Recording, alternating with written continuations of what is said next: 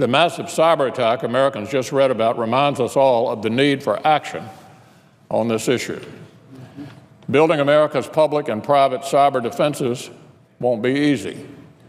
But the bipartisan cybersecurity measure that passed out of the Intelligence Committee with the support of every single Republican and every single Democrat but one, 14-1, will increase the ability of the public and private sector to share information and to make us safer. That's why we're going to take it up as part of the defense authorization bill now before us. I hope senators of both parties will come together to support that bipartisan amendment when it comes to a vote. Just as we saw the Senate come together to keep the defense authorization bill intact and consistent with the budget resolution by standing against the Reid Amendment yesterday. It keeps us on track to pass bipartisan legislation that will support the men and women who keep us safe every day. There's something else worth noting about that vote, too. It means we've now taken twice as many amendment roll call votes on this year's defense authorization bill as we were allowed on the last two bills combined. It means we've now taken twice as many amendment roll call votes on this year's defense authorization as were allowed in the last two bills combined. It's just the latest reminder of a new majority that's getting the Senate back on track and back to work. Unfortunately, some leaders of the previous majority seem bound and determined to get us back into their gridlock comfort zone.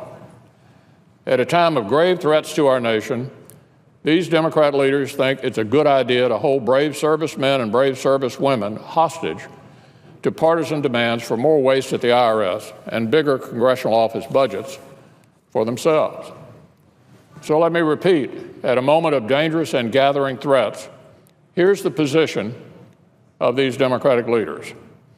They want to hold hostage the funding needed to make our troops combat ready so they can spend more on bureaucracies like the IRS.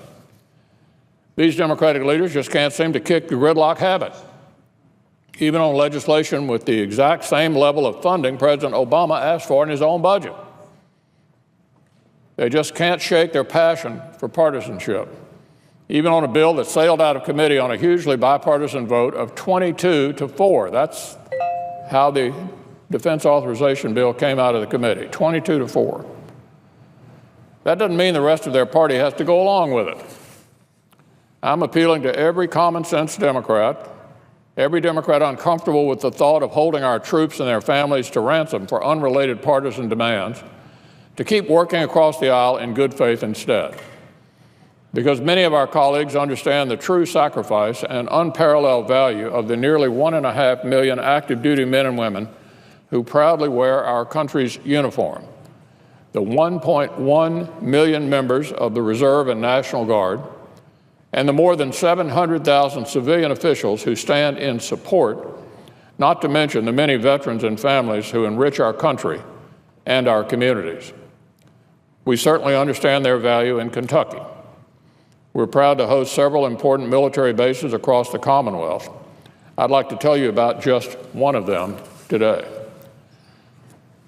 Fort Campbell is home to approximately 30,000 Army personnel, including vital Special Operations Unit and the famed 101st Airborne Division. Units from Fort Campbell have bravely served as the tip of the spear in executing the U.S. global war on terror, with the 101st Airborne deploying as the first conventional unit in its support.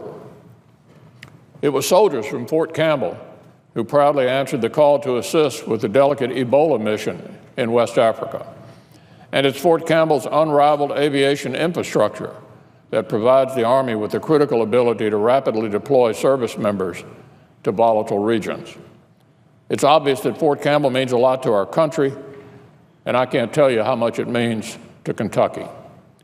It means a lot to its local community, too, especially considering the fact that it has annual economic impact of $5 billion to the surrounding area. This, of course, is a hardly unique story in America. From coast to coast, there is no end of examples of how our troops and our military enrich the fabric of our communities while at the same time keeping us safe. They're our neighbors. They're our friends. They're our daughters. They're our sons. They're not chess pieces for Democratic leaders to wield in some partisan game. If Democratic leaders are really this worried about fattening up the IRS or adding a new coat of paint to their congressional offices, we can have that discussion. But let's leave our troops out of it and leave their families out of it.